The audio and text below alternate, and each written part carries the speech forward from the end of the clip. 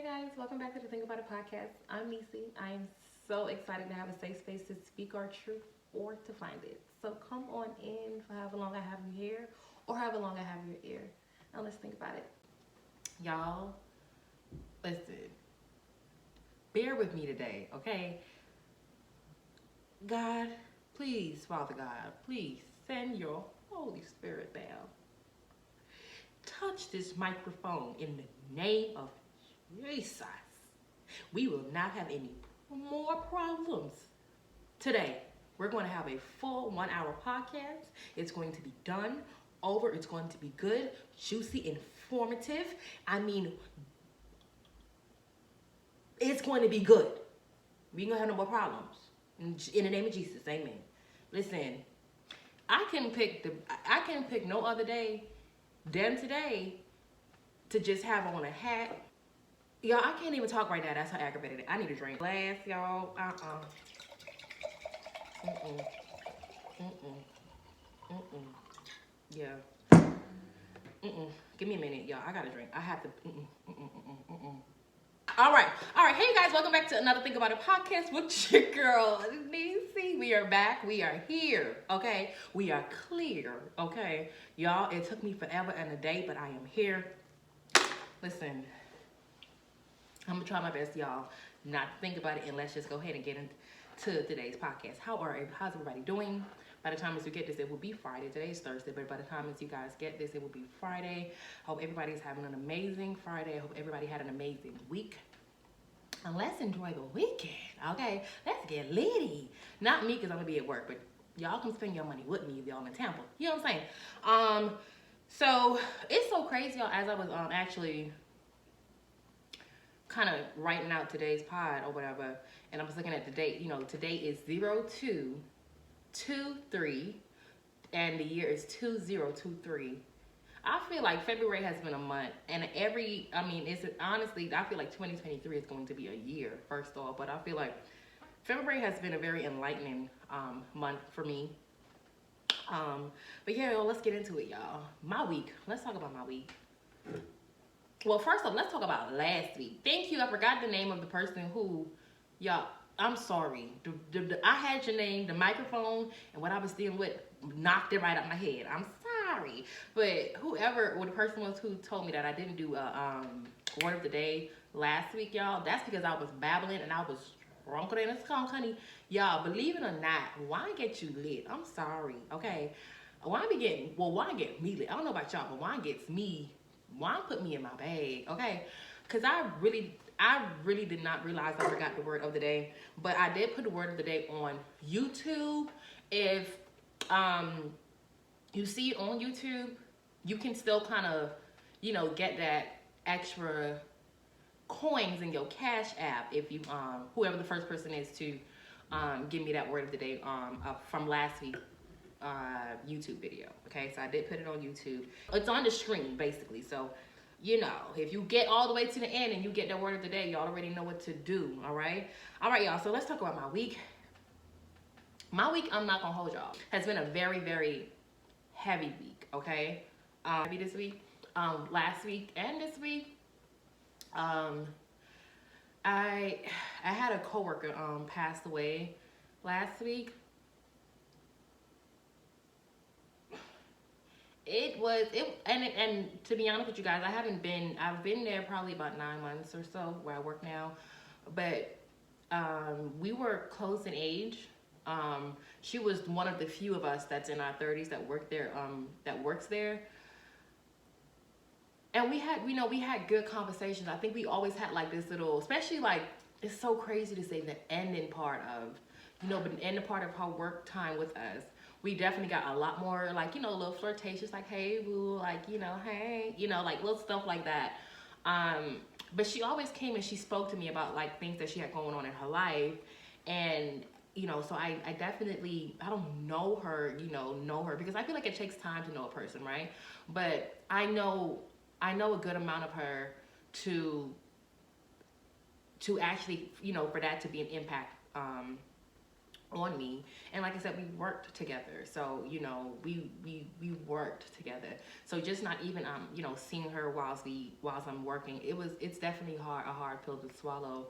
um but I definitely want to give my condolences to people that knew her, even more than I did, and spent way more time than I did with her. And the people that really took her debt to heart. My condolences to you guys. And Brooke Grubb, girl, I love you so much. You were a sweetheart. We was a vibe and a half. We always joked around and messed with Daryl. Like, once I say something, you follow me up, okay? Once I be like, Daryl, leave me alone, you gonna be like, Daryl, leave me alone. So it's definitely a shocker to me. And the fact that I'm saying this, like, you were in your 30s, girl. Like, I think you had like what, a year or two on me. But fly high, pretty girl. Fly high. You were a beautiful soul. And you touched the world whilst you was here, right? You were very opinionated, and I love that about you, because I was also very opinionated. We had two different opinions on a lot of things, but we still managed to laugh. And I found ways to understand you more, and you found ways to understand me more. So I appreciate the time that we had spent together. And I got to know you. Also, my heart goes out to Tim Flair as well. I worked with him as well for a short period of time, but they dated for a long time as well. So my heart goes out to you. He's a Cancer boy. I'm a Cancer girl. You know what I'm saying? Leo too. Let's talk about it. But I'm a Cancer girl. So, we when we feel, we really, really feel. So my prayers, Lord knows, my prayers is with you. R.I.P. Brookie, I love you. It was definitely a heavy week. Like I said, it was a shocker. Everything kind of happened so fast. But while during, even though it was a heavy week, I feel like I still, when you're following God, y'all, and when you are doing things when you understand God better, you can understand things like death better, or sickness better. And I think it was just like, it was heavy because it was just like me kind of analyzing and just kind of going through what I was dealing with. Like, okay, wait, I work with her. Wait, she's not. It went from one situation to the next situation. It's like it just happened so fast. And I think I said this on a pod before. I do not like that. I don't. I know what life comes at. I'm very aware of that. I'm at a place where I'm understanding that I'm learning things to be at a place where, and to be honest, I know it sounds so silly. I mean, not silly, but that that is going to come.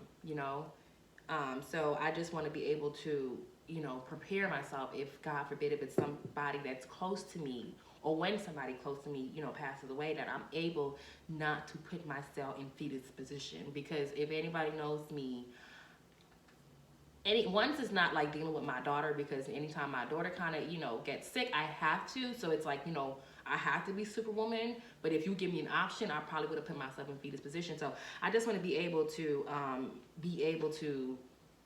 understand and be comfortable with that. So when it hits my home, or if it hits my home, when it hits my home, that I'm able to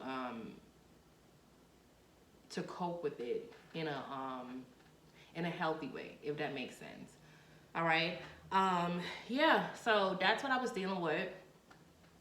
It was a lot, y'all. It was just that whole situation with her. It just allowed me to pull myself out of what I was dealing with, and just take an outlook on people, and life. And when that saying, when people say, like, you have not seen anything until you reach that. Because let me tell y'all something, the way people change up and react and deal with a person's death shows you exactly who people really are. And it's just like, wow.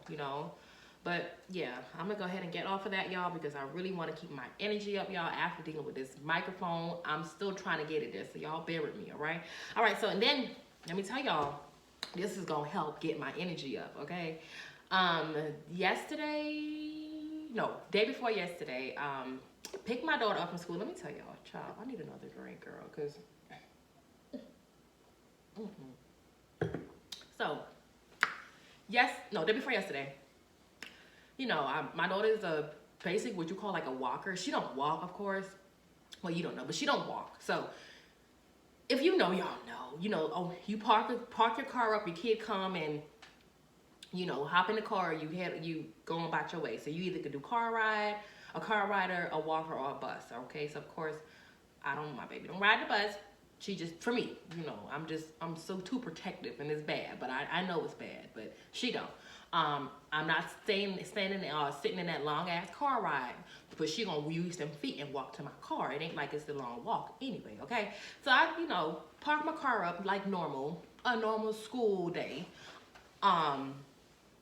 Release day, and I'm looking at my child come to the car. She's coming to the car with an ice bag, y'all, on her hand. Like she's like holding the ice bag on her hand. And last I checked, because I do my daughter edges every morning.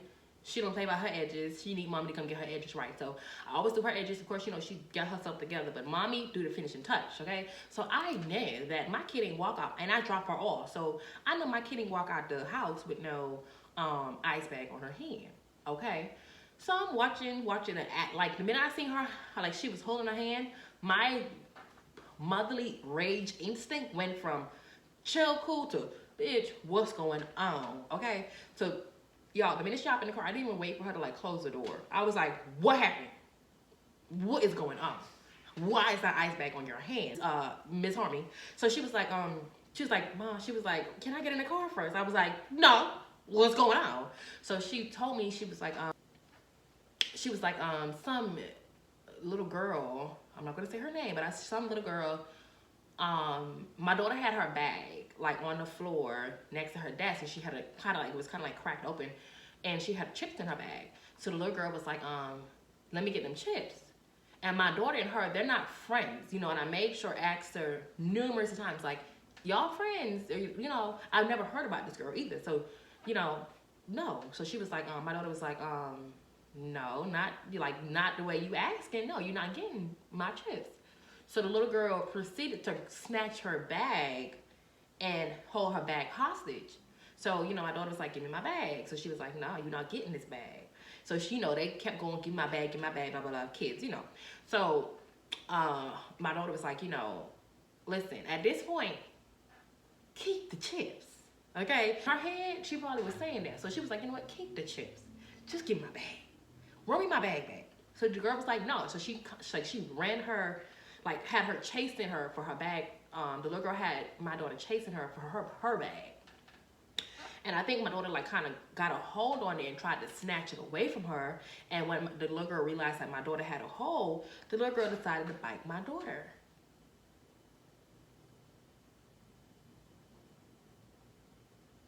Bitch, let me tell y'all something. Listen to me. Y'all can play. You understand me? Y'all want to play with me? Play with me. Come on. Come on. Use it as a playground if y'all want to. I don't give two fucks about my daughter. My daughter is a problem. I don't play about it. Don't play with it. Don't play with it. Come on, baby. Don't play with it. I don't play with her. Okay? So I was pissed because first thing, why didn't somebody call me and let me know that this incident happened? Number one, because if you have an ice pad on your hand, more than likely you had to go to the nurse or to the office, wherever you went, in adult provisions. Okay? And nobody called me and told me that my child was bitten like she's a fucking candy.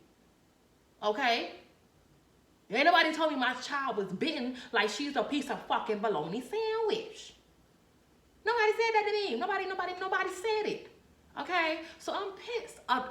First off, the little girl, she that hungry. Like, why isn't your mother not feeding you? You know what I'm saying? And why is the school not giving you double? Because you clearly need it. What's the problem? Like, I don't get it. And I'm sorry, y'all. I know I'm being petty, but I don't play about my child. And I get it. Kids do stuff, blah, blah, blah. Listen, I have had an incident. My daughter was in elementary school where kind of like the same thing started off where, a little boy was like throwing little papers at her, My daughter would come and tell me, and I'm like, okay, all right, mama, throw some paper back or something. My daughter like, Mama, I'm not throwing. 5 years old. She was just never that girl. So I said, okay. I said, let the teacher know. You know, somebody to do something to you, always let the teacher know. So she'll come to me and she'll tell me, oh, the next day, Mom, he's throwing paper at me, da-da-da, so on and so forth. Did you let the teacher know? I let the teacher know. The teacher did nothing. Okay, I'm talking like 3, 4 incidents. And after the third incident, after I think the second incident, I went into the school, I made a report. What's going on? I don't like it. What the fuck? Third time, the school called me because the little boy, I think, threw a book bag at her or something, threw something at her. Okay, now I'm like, okay, y'all need to get the parent involved. Seriously, real scoop. I really want to say it. Get your mama, get his mama, because I'm finna beat his mama ass. I'm not lying to y'all. I don't give a shit. That's where I was at with it. That's where I was at with it, because at some point, yeah, you know, like kids, you know how kids play, yeah, you know, he probably liked her, whatever. Stop throwing shit at my child. I don't give a fuck. Tell her you like her. But you throwing stuff at her is not gonna work for me. I don't give a shit. Okay, so now, boom, fast forward to the fourth incident. I got a call. I remember, I will never forget this day. Laying on my couch, I was, you know, good sleep. And all I heard was, Miss Major, you have, there was an incident at the school. I said, what the fuck? I said, what? What's the incident? What's the incident? So she was like, a little boy stapled Harmony, and all I heard was fucking staple and Harmony. Baby, I count that phone up in the quickness of the quickness. Fuck that. Got up. I don't even think y'all. I probably had on some PJs, but the PJs was damn near panties. Cause I ain't give a shit. I ain't took nothing off, and I ain't put nothing on, and I ain't take nothing off. You hear me? I hopped off that couch, got my kids, hopped in my car, and the school from the house was literally, if a minute or two away, if 2 minutes. I'll say 2 minutes, if that. I drove down there, y'all. I pulled the fuck up, and you know, like now they have like where you have to get buzzed in. I buzzed it, and I was shoving on the door. Fuck buzzing it again. I'm pulling on the door. They finally let me in, and the principal, she kind of was like trying to like block my way. I said, get the fuck out of my way. Where's my child? Bitch, I was pissed. Long story short, the little boy stapled my daughter's finger. I'm talking staple and printed in my daughter's skin. I had to take my daughter to the hospital and got it tucking out. Okay, so somebody be like, oh yeah, you're doing too much. Well, baby, I see how you come about yours. I can tell you how I come about mine. Okay. So anyway, long story short, after hearing that the little girl bit her, and I'm sorry, like my kid probably not the cleanest, but I don't know what this like disease, or I don't know what's going on in other people's houses. Okay. Fuck if I don't know what you got going on in your house. How the fuck I'm gonna know what you got going on in your mouth? Okay? I'll turn it on again. So if y'all see the color go in and out, that's because I have my fan, and I'm not finna sweat up with all this makeup, this long ass, hot ass Adidas sweater, and this hat. Okay? So so the next day came around, y'all, and I went to the school, you know, I dropped my daughter off, you know, went into the office, and the minute I got to the office, they already knew about it, but I think my daughter had told her guidance counselor ahead of time while she was walking in. So the minute I sat with her guidance counselor, he was kind of running it back by me. So he was like, she got bit for a ship. So I said, oh, you already informed. You know, so we basically talked about it. The little girl, I think she was suspended for 2 days or whatever. And I'm not big on, it's hard, y'all, when you're trying, like when you have to protect your kid, you know what I'm saying? But also I don't want other kids to, I didn't want her to be, I don't know if I wanted her to be suspended. I don't know what I wanted, honestly, but I just didn't want her to mess with my child no more, okay? Like, don't touch her. Keep your teeth in your fucking mouth, okay? Keep your teeth to yourself, all right? Like, seriously. And I'm big on, like, my daughter get allowances all the time, like every week. So I always tell her, like, look, take an extra couple dollars just in case, you know, like somebody else needs something. You know what I mean? I think what it was her delivery when she demanded, or she felt entitled to my daughter chips. And that's when like stuff went left. And I don't like that. You know, so y'all, that's what I've been dealing with the school, y'all. When I tell you I was so heated, I had my mind set on how I was gonna go in that school and be all mad, but y'all know in the morning times, y'all, I be listening to TD Jakes, Eric Thomas, Sarah Roberts, Tony Robbins, Mel Robbins. I'm listening to somebody every morning, honey. I'm gonna be listening to somebody, and I think I was listening to TD Jakes, and it was something that day he was saying, but basically, he kind of basically said like, you catch more flies with sugar, or you catch more flies with honey than vinegar, and I had to really, really take a step back and just, Tanisha, use your words. I think anybody who knows that I don't play about my child. So when I walked in, he was like, "Oh, I know you." I think I make my presence very known, when it comes down to my daughter, like, period. Okay. So that's what my week been going. That's how my week has been going, y'all. It was a long one, okay? So let's y'all get into the icebreaker. I didn't pull up anything specific for the icebreaker today, but I was actually scrolling on Facebook. Oh, no, I was scrolling on Instagram, sorry. And I seen a post, a post where somebody said that you can't pay them no money in the world to go back to the high school. So basically the icebreaker today is, if you had a chance to go back to your high school, would you and why? And for me, I have the wrong chair again. This is an episode, okay? If y'all hear any squeaking in the back, y'all, it is my chair. I do apologize. I got the wrong chair. I picked the wrong chair up, and I'm not finna get up and move it. I'm sorry. So, I definitely would go back to my school. I think the reason why I would go back is because, like, in school, I personally was a class clown. I was definitely a clown in school. And then if you wanted to take it there, we gonna take it there too. But I feel like the reason why I showed up as a clown in school was because it was a sense of me kind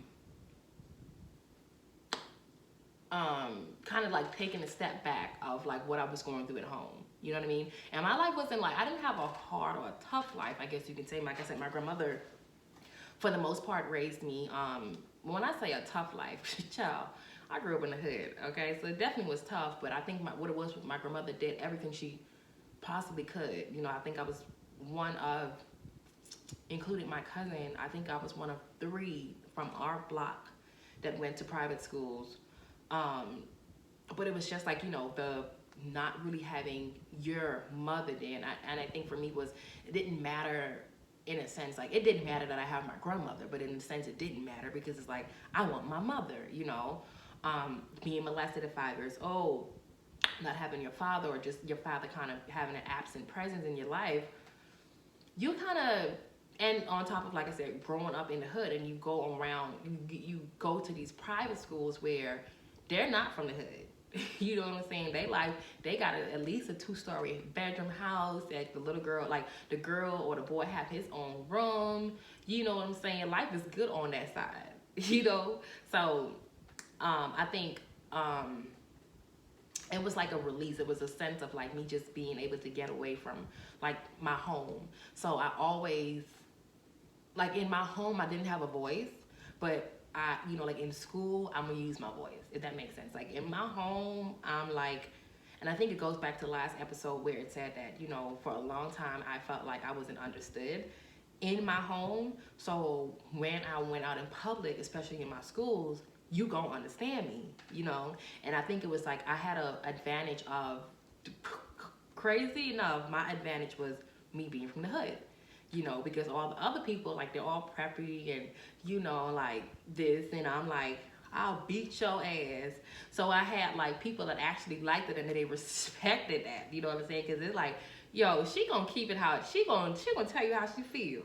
You know what I'm saying? Or she not scared to slap somebody. So then I had like people that just honestly just wanted to even be around me because they just knew, like, they knew that I was going to be a form of protection. You get what I'm saying? So for me in private schools, I think I would definitely go back to school. I would go back to the private school. I would definitely go to public school. But I think if you give me an option, I would go back to the private school, and I would find that one class clown in, the class or in that grade, and I would let them know that, and you're amazing, and the fact that you are naturally a funny person or whatever, that's a part of your gift. You know what I mean? Some people are so stuck up the ass where they wouldn't even take time to laugh, right? But whilst you being funny, let's remember to do that work, because when you are funny, when you smart and funny, honey, call it a dynamic duo. Okay, so I think I would definitely go back and tell that class clown, you are enough, you are sufficient, you have enough. Don't matter what it is that you're going through at home. That is your mother and your father and your grandmother and your grandfather. They're living their life. You haven't even started yours yet. So are you going to allow them to create your life, or are you going to take forward? You understand? So I think that would definitely be something that I go back in. I would definitely go back into school, and yeah, I talk to the kids. I definitely talk to the kids.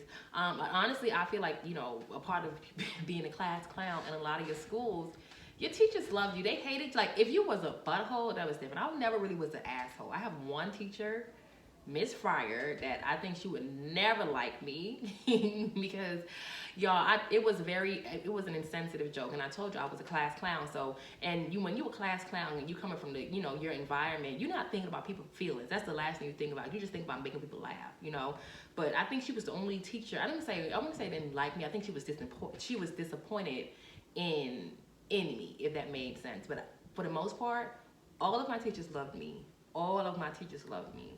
I remember a lot of my teachers, Mr. Capitayo, Mr. Lamar, I forgot my math teacher name, Miss Nesbitt, Miss Galanis, Miss Hawk. Hey, Miss Hawk. Miss Hawk was my teacher. It was two sisters, Mr. Galanis and Miss Hawk. When I tell y'all they were like the oldest ones probably like one of the oldest teachers, but one of the hoodest and ghettoest teachers ever. I loved me some Miss Hall, Miss Ferguson, Miss Thompson. Who else? Yeah, I remember a lot of my teachers, and my teachers loved me because it was like they just knew that, especially like in my private schools, like I wasn't living the life that a lot of these kids was living, and they appreciated that, if that makes sense. I wasn't doing my work, but I was making them laugh. I don't know if that makes sense, y'all. So yeah, I would definitely go back to my school, and that would be my reason why. So let's go ahead, y'all, and get into the topic of the day. It's been a long one, y'all. I've just been talking and talking and talking. So the topic of the day, y'all, is big dreams with small minds. Y'all already know if I'm looking down, I am looking at my notes, or I'm looking at, my I'm on my voice as well. All right. So the topic of the day, like I said, is big dreams with small minds. Having big dreams with small-minded people. Having big dreams with a small mind. Okay, I think this conversation for me, it was so important to have, because I have people on a constant basis ask me, like, how do you start your podcast, or how did you do YouTube, or how did you start your online shoe store, or how are you so brave to be on TikTok, or stuff like that. And well, first off, those things, like I said, those things comes natural to me. But the most important, the important part of the conversation is, doing these things, when I know for a fact that I have, I was raised in a sense, I wouldn't say small-minded, but the things that I want to do, I have nobody in my family, in my friendships, in my background that I can sit there and say, you know what, well, they did that, so I can, it came natural for me to do. I don't have that. But what I've learned is the quickest way to kill a dream is to tell it to a small-minded person. The quickest way to kill a dream is to tell it to a small-minded person, right? I think for me, I grew up, like I said this all the time, I grew up with this feeling and knowing of me being somebody. And when I say somebody, I'm talking like, I always see myself like with a microphone and microphone crowd. I always seen that. So I remember, like I said, being young. I think I said this in a pod before, where I was young and in my room, and I'd just be in my room, and I'm just like, doing my own little thing. And I think for all of us, we have dreams. From we were young, we had these dreams, and I think that's a part of God where He put these things in us young. So even when we get older, we realize the connection to Him, or we realize that there is something that this thing that cannot, like it's not letting us go, and that's what make us, want to take the initiative to take that step. Some of us, not all of us, right? And then I'm gonna go off track a little bit. I tell you, I listen to I'm a listener. But what's his name? I had his name just a second ago. Les Brown. Les Brown said a while ago, some of the most successful people, the richest people, are in the grave, right? Because those were the people that did not allow or did not have willpower or allowed other people to get into their way of not bringing that dream to light, right? And what happens is you die with that dream. You die with that dream. That the grave is full of successful people. The grave is filled with rich people. The grave is filled with with entrepreneurs, right? And I think for me, like I said, I got to a point where I didn't just start. I wouldn't say it took me a while, because, me, lights and microphone and talking and dancing, performing, it comes natural to me. But what happened was just life. Life happened to me. And when life happened to me, it was, I lost sight of it for a bit. I knew that it was always there, but I lost sight of it. It's one thing from losing sight to not even knowing that it's there, or to allowing other people to diminish your dreams, right? So for me, I think the part where I'm conflicted with is when you get to the point of seeing your dream. You get to the point of now knowing and being aware, I have a dream. And I know it sounds cliche, but hey, it is February, Black History Month, Martin Luther King. But, you get to that point of, knowing that you have a dream, and you allow family or friends or relationships or work, get into your way, right? And when I say work, I'm talking about working a 9 to 5 or doing something for somebody else and not putting it into you, right? Those are the quickest way to stop dreaming. Those are the quickest way to put yourself in a small mindset, right? And I do believe that I'm a believer that, yes, how people say, like, well, if somebody got to work to McDonald's or somebody got to take the orders, right? In a sense, I believe that. In a sense, I don't, because as you see nowadays, technology and, robots is taking over the world. And I think what it should do is push us more into our dreams. I feel like every one of us, God gave every one of us a dream.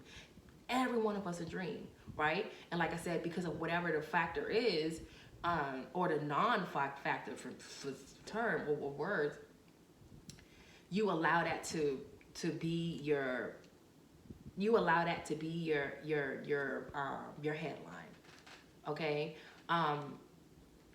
I think another quick way to kill your dream, start to think small, is to tell it to a small-minded person, right? So I think, okay, so I feel like I'm kind of everywhere with this conversation, right? But when I did my research of entrepreneurship and being an entrepreneur back in the days, the people who considered who was considered as an entrepreneur was old white men.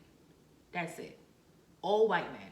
If you're an entrepreneur, you're old white man. And then I remember, like, in the early 90s, and I know people, well, for me, believe it or not, I don't know, I feel like I was always so mature. I feel like the late 90s, early 2000s is where I've heard a lot more about entrepreneurs and people, taking that step to do this and to do that. And I remember people, like, having conversations like, oh, it's a Ponzi scheme. You know what I'm saying? Like, oh, this person just trying to be an entrepreneur. Like, back in the days, an entrepreneur was something nobody wanted to be. An entrepreneur was, when you say you're an entrepreneur, people look at you and they're like, you know what I'm saying? Or people be like, child, you need to go get yourself a real job. People still say that to the day. You need to get yourself a real job, right?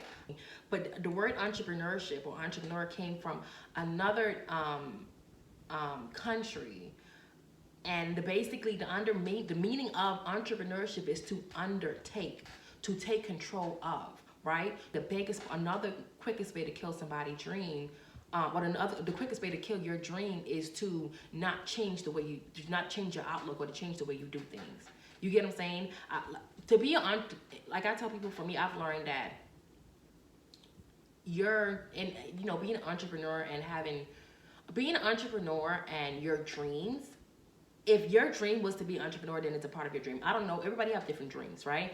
But I'm speaking more so in the entrepreneurship field, right? Just because, when you sit there and you say, yeah, I'm going to be a doctor, it's tangible. People can see that if you have good grades, and because all you have to do now is go to college. That's something that people can see. It's tangible. Somebody can, you can touch, and you can, but when you're an entrepreneur, sometimes certain things aren't tangible. Sometimes people cannot see it because, you're coming up with all these things, right? When somebody said, well, I want to own a McDonald's. Well, sometimes it's already laid out, right? So you're just taking steps to it. But when you want to be an entrepreneur, you're creating the steps for yourself, right? And depending on what business you're in, yes, there's people that kind of left that mark for you to kind of start. But as an entrepreneur, there's things that you're going to have to do on your own to get it to the next level, or to even be able to believe it, right? And the thing about that is you have to have a mindset that small-minded people simply do not have. You have to be in a place with yourself where small-minded people simply isn't.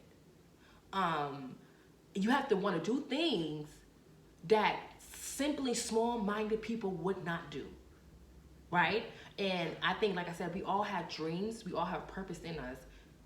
I find the wow factor. I find that turn on when you decide to take the first initiative, and then the second and the third and the fourth, and you continuously do it until you get there. And I think to be honest with you, the quickest way to find out, who is there for you, and to find out people, and sometimes just find out yourself, is to take the walk of entrepreneurship. Because let me tell y'all, honey, it is lonely sometimes. It is hard work. It is late nights, early mornings. It is research on top of research. It is you doing it on your own. It is people, family members and friends questioning you and don't know, and they're looking at you crazy. Like, did you just do this? Why is you doing this? There's so much of that, right? But I think, again, that's when you realize, and for me, that I know that I'm even more than what I think I am.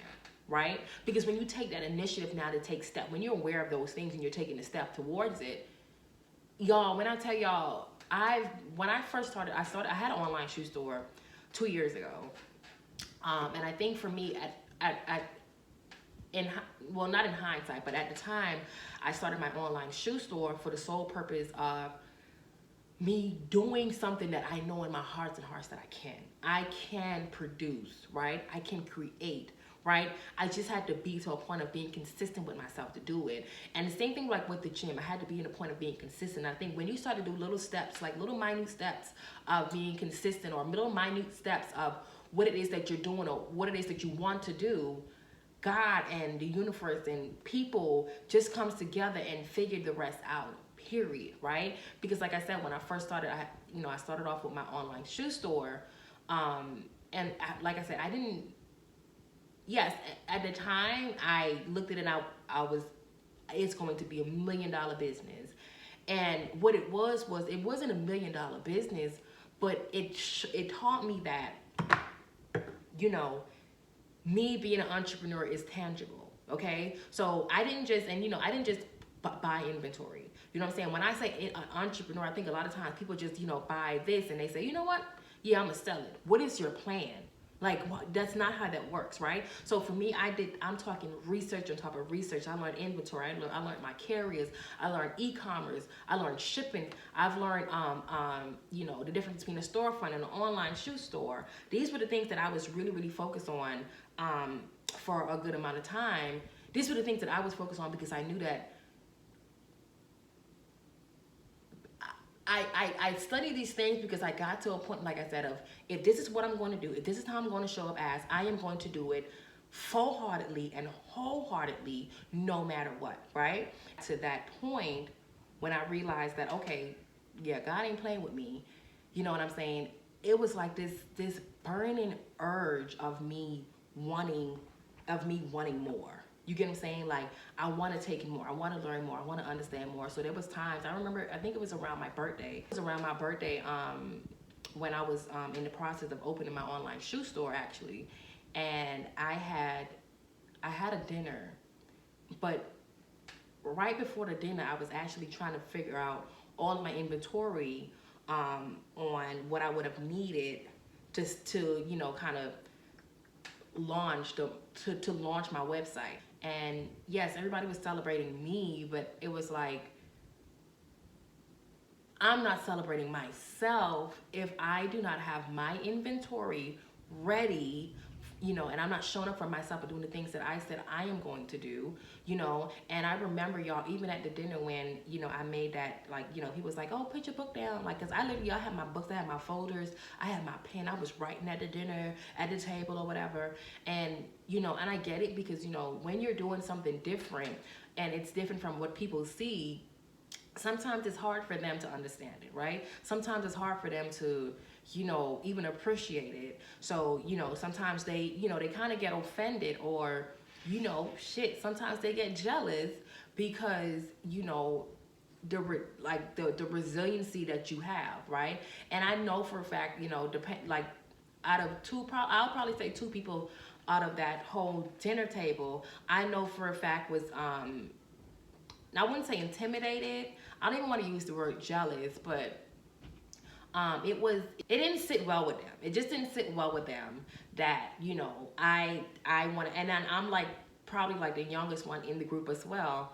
And I'm making it clear, like, no, give me a minute, let me finish this, and we can finish dinner. You know what I'm saying? Yes, I could have had it done before time or whatever, but that's the point of being an entrepreneur. Sometimes it just don't happen, and I'm gonna choose me first. And like I said too, the thing about being an entrepreneur is like you kind of get in a sense of self, right? And sometimes it's not bad because I've learned that, you know, quote from Sarah Jakes, sometimes isolation or transformation happens in isolation. So sometimes God will pull you back, especially when you're being purposeful and you're being intentional when showing up for yourself. So when you start to show up for yourself, God starts to show up for you too. You get what I'm saying? So whilst you thinking, oh, okay, yeah, these people moving around or they moving out of my life and I don't know why, because guess what, baby? God is putting you in that next step. And with the step that you're going, God's showing you in so many ways that you don't have room for them. And that's why I say for me, I've learned that, you know, especially when I started my online shoe store, at first I was really annoyed when I seen like, you know, some people didn't support me or, you know, the cheerleader that I thought I had when I didn't have, I realized that they was not supposed to cheer me on because that's not, you know, God has put me at another stage in my life, right? And they're just not welcome there. You get what I'm saying? And, you know, when I first started to learn it, I was just mad and just had an attitude, you know what I'm saying? Because I felt like, how dare you? But at the same point in time, you know, when you're learning to be an entrepreneur, the biggest thing I've learned, you know, when I had my online shoe store was your family and friends cannot make you a millionaire or a billionaire. So when I learned that, I stopped, you know, having this tension, you know, with associates or people or family members that I thought was supposed to have my back. Because it's like, child, if you buy or not, you're not going to help me get to my million anyway. You get what I'm saying? And I think, like I said, you know, when you have dreams, the best thing you can do is act on it. When you have dreams, the best thing you can do is search it. When you have dreams, the best thing you can do is ask questions and ask questions to the right people. You know, another thing I realized too is, you know, we'll go amongst our friends and family and talk about the things that we want to do for our business, right? And then they'll tell you all the things that you shouldn't do for your business, right? But 9 times out of 10, these people ain't never had a business. Wait, hold up. How that work? You get what I'm saying? How is you telling me about something and you never had it? First off, why do I even feel obligated that I have to tell you about my business? You get what I'm saying? When I know that you never even had a business. And the 9 times out of 10, the reason why we do it is because we want that validation. We want our family and our friends to be proud of us, right? But a lot of times, you know, and depending on how you having the conversations, I think a lot of times for me, I was so happy and so excited that I had to realize that everybody wasn't excited for me. Everybody wasn't happy for me. You get what I'm saying? And then, like I said, it's like an alien. It's new, especially to your family members when you come, And when generation of grandparents and grandfathers, they worked a 9 to 5. That's what they did. You get what I'm saying? And here you are trying to do something different. You know what I'm saying? So they look at you crazy and look at you weird and look at you funny because it's like, well, why are you trying to be different? What you got going on? Go take your ass and go get a job down the street. You get what I'm saying? But I think, like I said, the worst thing you can do is put yourself in a mindset of settling, because then you join the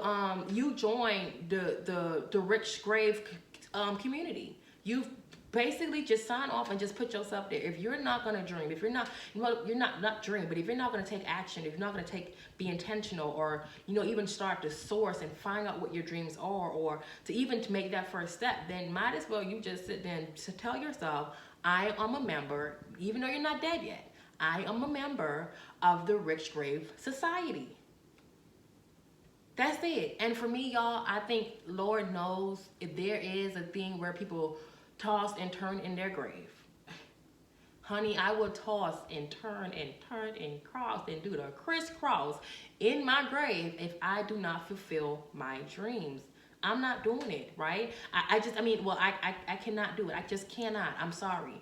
And I think for me is, like I said, you have to learn too when you're doing something out of the norm, right? I'm sure you have a doctor's group that you can go to, a nurse group that you can talk to, a teacher's group or a society that you can go to. But and of course we have entrepreneurs groups too, but those things are built for typically the bigger people in life, right? Well, we also have our group of people as well, but I think a lot of times it's hard for us to find those group of people, especially when you grow up and have the background or have a traumatizing background, to even outsource those people, right? To even know that they're out there, right? So you kind of feel like you're in the world by yourself, right? And I do believe that, like people say, God gave his best gift to his best creators. And I know he didn't say it like that, but y'all know what I'm trying to say. You get what I'm saying? And for me, like I said, I'm just at a point in my life where I refuse to play small. I refuse to put me in a circle. And another quick way to, to kill a dream, first off, is to stop dreaming. Let's start there. Another quickest way to kill a dream, I can talk about this all day. Another quickest way to kill a dream is to stop dreaming. If you wake up one day because your boyfriend, your dude left you, because you have a sick baby, because your mama don't talk to you, because your mama passed away, because your sister and y'all don't have a good relationship, because you're not from the country you was born in, because you don't have your credit score bad, like you find all these ways to stop dreaming, then guess what? Well, that's the quickest way for you to stay right where you at. The quickest way. Stop dreaming. Honey, I refuse to. I've learned that, throughout life that that 5-year-old kid,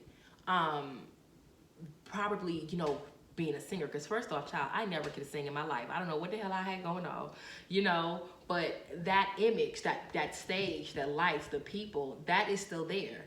Okay, that has not left, right? And sometimes too, you don't know what it is that what God calls you for, what it is that you actually want. But when you do things that you are naturally good at, is where you find. I do believe this, is where you find your dream. I do believe that, I think for me, like I said, I just started doing things that I like to do. I learned that, when I started my online shoe store, it wasn't that I liked to do it. I just wanted to be able to produce, right? So when I realized that, okay, well, you got people from New York, people from Michigan, people from Chicago, overseas, buying your shoes.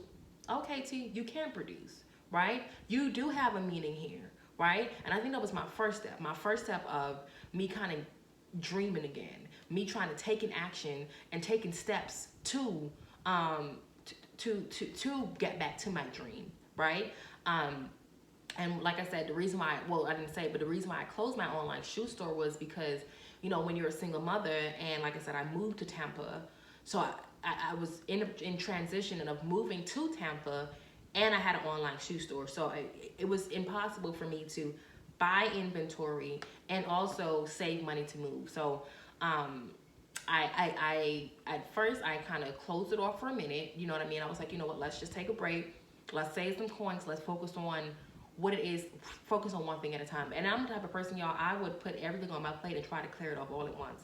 And it never worked for me. So I wanted to just, put this one thing on my plate and let's see what was the next step. Long story short, I realized after continuously doing research, I never stopped doing research on business, on e-commerce, on, being a producer. I never stopped learning information, but I realized that it would have been harder for me, especially back then, because I never posted on social media. I wasn't looked at as the, a girl that puts that shit on and, rocking the best heels. And if I did, I just never posted, right? So it's hard for me to find an audience. And what I've learned is a lot of times people don't necessarily buy products, they buy relationships. And I was not really putting myself out there, especially on Instagram or even on my TikTok, because I definitely promoted my business, but it was just, it wasn't the best. And the reason why I feel like it wasn't the best, because it was something that I just naturally didn't like to do, right? Do I like to get dressed and get cute? Of course I do, right? But it was not a thing where I just felt like I was the fashion guru. I just never felt that. But I knew that the reason why I started it was because I knew that I loved heels, right? So it was definitely some type of connection. But in order for me to get to that next step, I knew that it wasn't there. So once I moved, I didn't think about starting my online shoe store back up. I actually sold all of my shoes to a company, but I never stopped dreaming. I was like, okay, well, what's the next step? Okay, well, what's the next step? That once you started, I feel like your mind and God would not allow you to let it down. Period. And then another reason why I feel like a lot of times we lose our dreams is because we don't have a big enough why. I think for me, I knew that God definitely placed something over my life, because when I realized what my why was, and my why had nothing to do with me. My why was never connected to me. When I was younger, my why was like, I want to be rich. I want to, and even when I had my daughter, I had my daughter at 17 years old. And when I had her, she didn't leave the hospital for like 4 months. She first caught jaundice, then she caught an infection, and then she had a seizure that ultimately was caused from her having hydrocephalus. So, we did, I think it was like 6 surgeries at the time, blood transfusions on top of blood transfusion. At the time, like I said, if y'all don't know my grandmother, my family are witnesses, Jehovah's Witnesses, and I was 17 at the time. And in the Bahamas, where you have to be an adult to sign off on, documentations like that, it was hard because if you don't know, Jehovah's Witnesses do not believe in blood transfusion. So I went through a lot with dealing with my daughter. But I know what I know, and I know that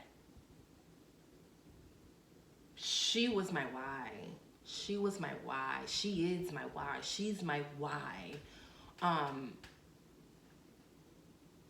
She's my why. She's my why and why I won't give up. She's my why and why I will do, right? Because yes, by the end of the day, there's nobody that she can look up to today that she can sit there and say, well, my so-and-so did, she tried to do everything she could to live her dream. She don't have that. I feel like I have sisters and brothers that's younger than me as well, and I don't feel like they have that. I do feel like we have like my aunt, she owned restaurants. My grandmother, anything she put her mind to, she definitely is going to do it as well. My mom, she owns a cleaning company as well. So we're definitely bosses in our way, but I'm not talking about the second thing that you wanted to do. I'm not talking about the underlying thing that we want to do. I feel like as women, as the major clan of the major girls in our family, when we put our mind to it, we're gonna do it regardless. But that dream, that one dream that you had that could have impacted, when I say the world, even if it's just one person in China, right? It's outside of me, it's outside of my family, it's outside of, my friend group. I want to, my purpose, my why started with my daughter. First off, after me realizing that doesn't matter what it is that I have to do, no matter what it is that I have going on in my life, that I have to be, I have to show up for her, right? And that's in every aspect, right? But if I'm getting up every day and I'm working just to make sure she's okay, and she's going to her doctor's appointment, and when she complains about a headache or she throws up or whatever it may be, we're going straight to the hospital because I have to show up for her. How am I showing up? Am I really? I'm showing up to her in some form, but I'm not showing up for her in the full form if I'm not being my full self, right? So and to be and to live my dream, right? So I think, like I said, I just had to get to a point in my life where nothing or no one was going to stop me from dreaming and dreaming like those thoughts that I had. It don't matter what my thought was, I'm bringing it to life. Okay, and like I said too, the thing about dreaming and purpose and being intentional, honey, all you have to do is do it. Okay, God gonna figure out all the other trickery of it. Okay, I'm just at a place, y'all. I'm not worrying about the views. I'm not worrying about the people. I'm not worrying about, I'm not worrying. The only thing my job is to do it. Okay, this is a part of my affirmations every morning, but I say all the time, my dreams and my goals are coming to reality. How they will be done is not up to me, but it's solely up to you. I say it every single day. My dreams and my goals are coming to reality. How they will be done is not up to me, but solely up to you. My dreams and my goals are coming to reality. How they will come is not up to me, but it's solely up to you. That's it. And when I say solely up to you, I'm not talking about I'm just laying on the couch and he's like, oh yeah, drop it on my lap, here you go. No, I'm going to take the action. I'm going to do it, right? But wherever you see this going to go, God got it. Because listen, that's too much stress for me. I'm not going to worry about it. I promise you that I got to worry about editing, being like I said, the content creator, being the host of the show, making phone the mic, these stupid ass microphones is working, making sure the camera's up, making sure the lights is up, making sure I'm not sweating, making sure my makeup's look good, making sure I'm aesthetically pleasing, and you want me to worry about the numbers, and you want me to worry about if this, child, something I'm gonna leave it to God. And the big things, I let him handle it because he got it. Ain't nobody can do it like he can, okay? So, like I said, you guys, I know for a fact that there's so many people, especially in this day and age. We're not living back in the days where it was just a white man's dream, okay? We live in a day and age where we have 10-year-olds, we have 5-year-olds, that's becoming entrepreneurs nowadays, right? It's no reason, and I say this all the time, and if y'all remember the last Did You Know on last week's episode, especially my black people, we are creators naturally.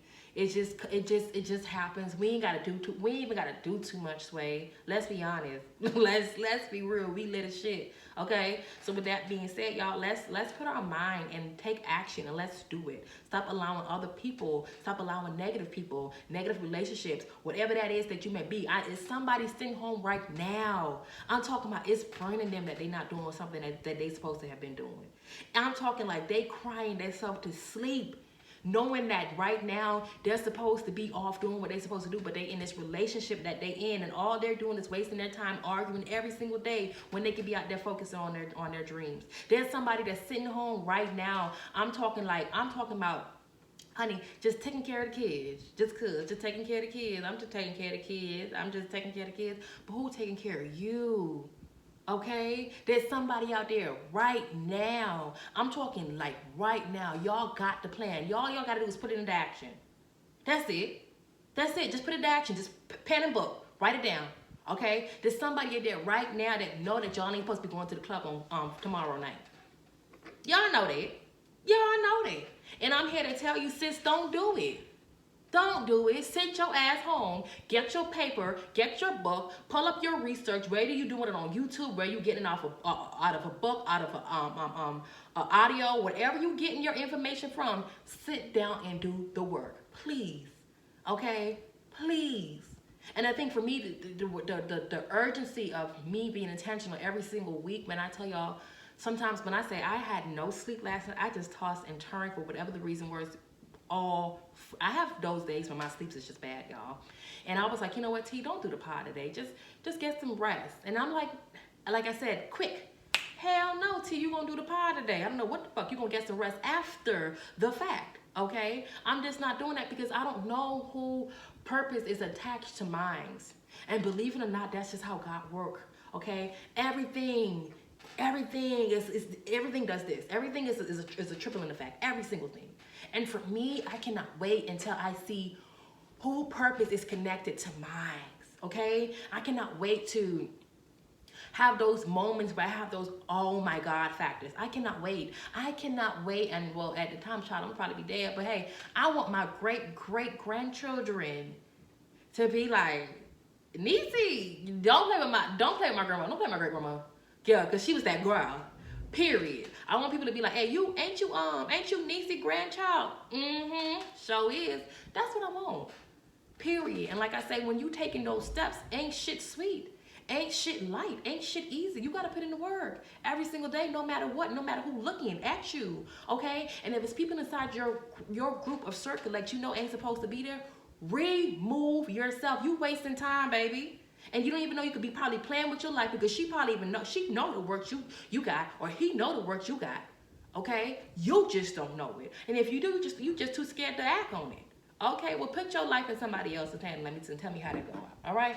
All right, y'all, so that is the end of the topic of the day, y'all, because when I tell you I will be talking about this forever and a day, it's something about dreams and people living in it, and I just love it. I'm here for it, okay? All right, just don't put me in your bad dreams, you know? Put me in your sexy dreams. I can do that, but not in no bad dreams. All right, so let's go ahead, you guys, and get into the did you know. I have so many notes, y'all, that I wrote down for today's topic, and I did not even look at it, y'all. Okay. It's been a while since I had a drink. I don't like sweet wines like that. So, y'all, the did you know was going to be a little long, but I think it's definitely worth speaking about. As you guys know, this is Black History Month, and I said on last episode, on every other episode of this month, that we are going to be doing a did you know Black History style, okay? And like I said, I think it's very important for this one, for this topic. I read the whole entire. I tell you, I be reading and taking in stuff, okay? I'm going to read the part about Claudette Colvin. I'll do a little touch of the Rosa Parks with this and how it correlates. And then I'm going to let y'all kind of go ahead if y'all want to and pull up more research on that, okay? But like I said, you guys bear with me because the reading of it, it's a little lengthy, but it's a must know, okay? So, did you know, when it comes to the Montgomery bus boycott in the civil rights movement in the 1960s, Claudette Colvin was the first Black girl that refused to give up her seat to a white woman on the bus, leaving Colvin largely forgotten about amongst the civil rights movement, the city of Montgomery, and the general public. Colvin took a stand for what she believed in, and it's a shame that her inspirational story is hard to find in the history book. While attending Booker T. High in Montgomery, Alabama, Colvin took the bus frequently due to the segregation law at the time. Seats in the front of the bus was designated for the white passengers, and the seats in the back for the Black passengers. Blacks were allowed to sit in the middle, but if one white person wanted to sit in the middle, all Black passengers were to get up and move further back. Try my best not to get mad. On March 2nd, 1955, when a white woman walked on the bus with nowhere to sit, the bus driver, Robert W. Clear, demanded that Colvin and 3 other Black women move to the back. The other woman moved, but Claudette did not. Claudette give me me. Claudette give me me all day, every fucking day. That's me, bitch. All I remember, Claudette stated, all I remember is that I was not moving off the bus voluntarily. If it had been for an old lady, I would, but it wasn't. I was sitting on the last seat that they said you could sit in. I didn't get up because I didn't feel like it, because I felt like I wasn't breaking the law. However, after the white woman entered the bus, another black woman, Ruth Hamilton, who was also pregnant, sat next to Colvin. He asked us both to get up. Miss Colvin said she was not getting up and that she paid her fare and did not feel like standing. So I told him I was not getting up either. So he said, if you're not going to get up, I will get a policeman. When the cops arrived on the bus, he convinced the black man to give up his seat for Hamilton. That's the pregnant woman. Colvin decided that she would remain in her seat. Period. And was taken into custody. In Philip Ho's book, Colvin went into details, stating that the police grabbed Colvin and ushered her off the bus. She didn't fight back, but continued to scream, "It is my constitutional right to sit here as much as the lady I paid my fare. It's my constitutional right." Colvin was taken into City Hall, where she was charged with misconduct, resisting arrest, assaulting a police officer, and violating the city's segregation law. Colvin stated, "It just killed me to leave the bus. I hated to give that woman my seat. When so many black people were standing, I was crying hard. The cops put me in the back of the police car, shut the door. All ride long, they swore at me, ridiculed me. They took turns guessing my bra size and cracked jokes about parts of my body." And eventually was released and went back home.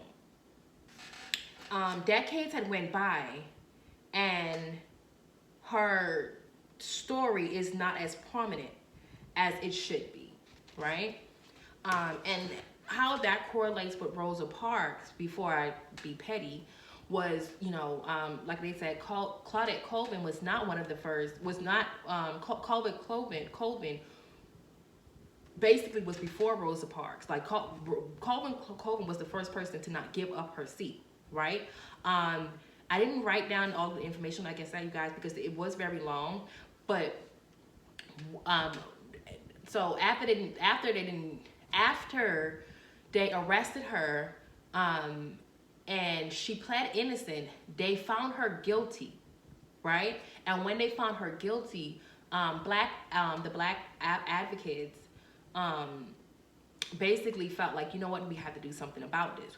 But they knew that, first off, she was a teenager. They said that she was pregnant, and she was a blacker or a darker woman. So they basically did not want to use her. They didn't want it to, when I say use her, they didn't want it to, let her story in particularly be heard, right? So, and then on top of that, it was kind of like a case of like the bougie blacks to the working blacks, basically. And for the bougie blacks, it wasn't worth their time, dealing with the working black. So, and basically Claudette and her parents, basically is considered a working black. She lived in a shack, so they just felt like, But okay, so to play devil's advocate, I guess in a sense is, if they were trying to pitch this, the reason why, it's unacceptable, to have this segregation, with this whole bus, blacks sitting in the back of the bus or whatever, because, they basically wanted to pitch it, and the reason, and what them pitching, I guess, back in those days, a darker woman, or a darker girl, or a poor teenager, or a poor family, basically, is, it's not that big of a deal for them too. But if they use a fair-skinned woman with good hair texture, you know what I'm saying, and have a better background for them, is how it works then, right? So like I said, eventually they had released Claudette Colvin, right? And I don't remember the exact time, but I want to say it was like months in between the time of, I forgot the guy's name that kind of put this all together.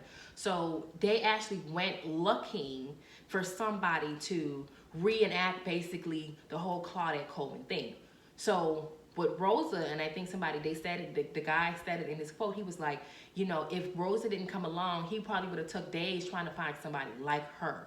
Okay, so like I said, she was fair skinned, she had nice, more softer texture complexion, she was married, you know what I'm saying. She had more of a reason, I guess you can say, for them to fight. So they basically reenacted, had her, had Rosa go on the bus, blah blah blah, so on and so forth. She was arrested. Let's say, I think it happened on Thursday. By Friday, it created this whole domino effect. And then after that, I think they said within a couple of days, 4 days, not even a week or so, that they had like this whole Montgomery bus boycott civil rights movement going on, basically. So a few days, when I say literally a few days after she was released, was when they had this whole movement kind of going on, right? And I don't know. I feel like I can say a lot about that. I respect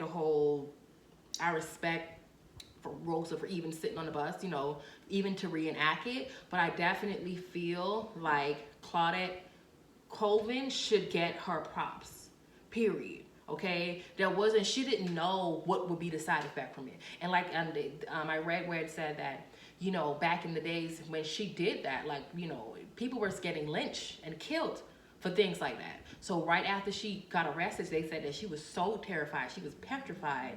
And, her father stayed up all night with a gun, just waiting. If you're gonna try it, play with it. You get what I'm saying? And that is so scary to compare to, you having people having your back just in case this shit goes left. You get what I'm saying? On the other end, she didn't. And I think she said back in the days where even, after the fact, she would go to rallies, like in the church, like where they would have like the movements, and she would sit in the back of the church. She said sometimes people wouldn't even recognize, people wouldn't even mention her, people wouldn't even know she was there. You get what I'm saying? When she was the actual originator, she was the first woman to sit her ass on that bus and went off on them people. She went off on them people. I'm talking about she went off. She told them, yeah, because I ain't feel like it. Y'all ain't heard that part though. Why she didn't get on the bus? Because she said she ain't feel like it. That's what, because I ain't feel like it, baby. You feel me? Because I ain't feel like it. And then I find it real funny, y'all cops who was sitting back there taking turns guessing her bra size. Look at y'all people now, okay? Making fun of her body parts. Look at your daughter. Look at your daughter. Look at your daughter. Because your daughter, you know your daughter ain't had lips like that. Oh, okay. Oh, let's talk about it. Because the last time you checked, your daughter's lips was on the inside of her mouth, not the outside of her mouth. Oh, okay. Oh, okay. Now your daughter's sitting there looking like a fucking a Gatorade bottle. Okay? Because the shit ain't, never mind. Ooh. What I'm saying is the same things that people sat there and tried to, mock us about and make fun of us, our lips, our nose, our ass, our titties. Now everybody and their mama wants it. That's why I'm going to go back to the conversation when we talk about big dreams and small minds, especially my black people. Y'all better fucking do it before somebody else come and take it up and talk to something. I'm about fucking sick of the shit. Okay? So there you go. Did you know? And to be honest with you guys, I heard like little stuff here and there, right? And I think that's what, when Claudia made her interview, where she said, and people said like, her name isn't as prominent as it should be. It's not, right? Because I've heard clips here and there. I can tell you all about Rosa Parks, but I can't tell you a damn thing about Claudia Colvin. Cannot. Yeah, so I feel like I said, it's important, you guys, to, y'all, we the shit. And no hatred to any other race. I love you all. Okay? It's with, like I said, this episode has been super fucking long. I'm ready to go eat my food. I'm about to go, y'all, and get me something to eat, come back home and lay my ass down, try to get some rest. But y'all, I am not gonna forget the word of the day. Let's talk about it. Okay, what do you do when you hear the word of the day? You must know. If you don't know, y'all already know. Yo, you don't know? Okay, let me tell y'all. Go ahead and drop it in the DM. It goes down in the DM. Not really. It really don't. But you know, just go ahead and send me a DM. Send me the word of the day in my DM, and you guys would go ahead and get a lucky number inside y'all Cash App. You know what I'm saying? I appreciate you guys so freaking much. Thank you guys for listening every single episode. Make sure you guys share, okay? Make sure you share the topics, share the conversations, you know what I'm saying? Leave some comments, you know what I'm saying? Hit me up in my DMs, you know, like, let's talk about it. You know, I do not bite unless you want me to. All right. I love you guys. Alrighty, guys, you already know what to do. Don't you forget to tell a sister, cousin, brother, uncle, auntie, niece, great